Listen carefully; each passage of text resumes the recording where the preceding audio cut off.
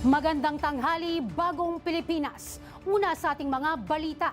Pinangunahan ni Pangulong Ferdinand R. Marcos Jr. ang paglulunsad sa bagong programa na susuporta sa lahat ng lokal na pamahalaan sa bansa.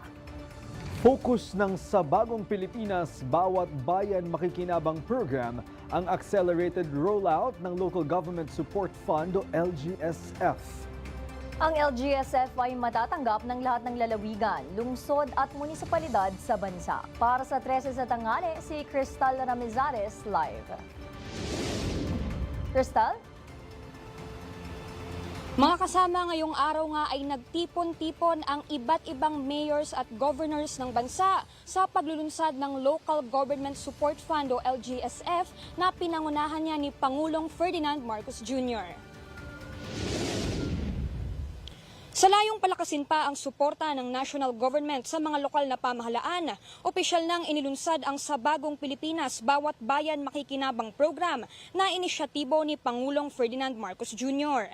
Nakapokus ang programa sa accelerated rollout ng Local Government Support Fund o LGSF na matatanggap ng mga probinsya, syudad at munisipalidad sa buong bansa.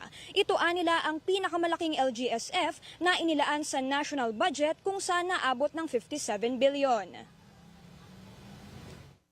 Kaya inuutos ko at natutukan ang mga problemang ito.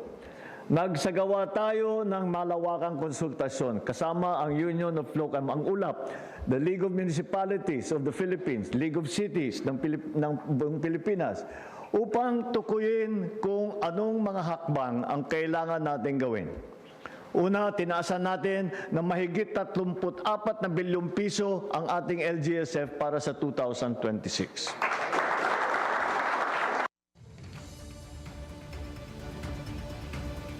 Nakapaloob dito ang financial assistance para sa mga LGU, Growth Equity Fund, suporta para sa Barangay Development Program at Support Assistance Fund sa Participatory Budgeting. 9 milyong pamilya rin ang makikinabang sa LGSF sa pamamagitan ng Rice Program kung saan bibigyan sila ng 10 kilo na bigas kada 6 na buwan.